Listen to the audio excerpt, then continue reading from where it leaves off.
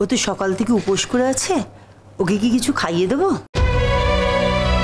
সবাই তো একসঙ্গে খাবে, সকলকে একসঙ্গে খেতে দাও। আগে মিষ্টি দাও, তারপরে সকলকে খেতে দাও। রোশনাই, তোমার বর উপোস করেছিল তো? আমি ঠিক জানি না। কেন তুমি বলে দাওনি? সবসময় না হাঁ করে বোকার মতো তাকিয়ে থাকবে না রোশনাই। তোমাকে একটা প্রশ্ন করা হয়েছে, সেটার উত্তর দাও। গরিমা, ও এসব বিয়ের নিয়ম কানুন কি করে জানবে বলো তো? যাক বর্দি, তুমি এবার সবাইকে খেতে দিয়ে দাও। আচ্ছা। আন্টি, আপনি লাঞ্চ করবেন তো? চলুন। না, আমি খুব হেভি ব্রেকফাস্ট করে এসেছি, আমি একদমই লাঞ্চ করব না। আমি জাস্ট বিয়েটা অ্যাটেন্ড করতে এলাম। রোশনাই, এদিকে এসো।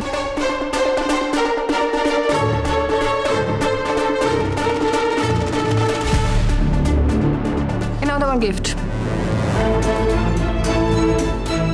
তুমি হয়তো ভেবেছিলে যে আমি খালি হাতে আসবো, কিন্তু আফটার অল তোমার বিয়েটা আমার মেয়ের শ্বশুর বাড়ি থেকে হচ্ছে এবং এখানে আমার একটা সম্মান আছে।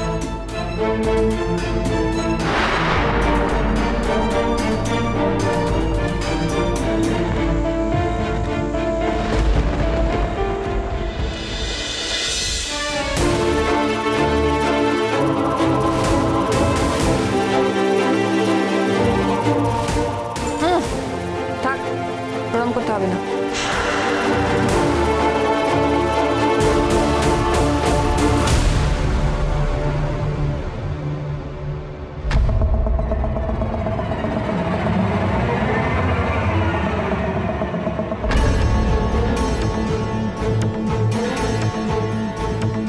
তোমার এই শাড়িটা জলে ভাসিয়ে দেওয়ার কথা ছিল না?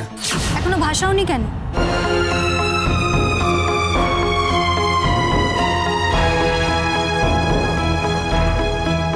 গরিমা, দিস ইজ নট নাইস।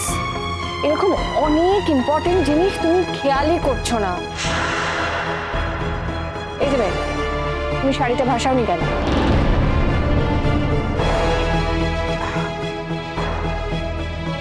আসলে বিয়ের শাড়ি তো, চেয়েও হয়তো ভাসাতে পারেনি। অনেক স্মৃতি জড়িয়ে থাকে তো, ওকে আর আজকে বকবেন না।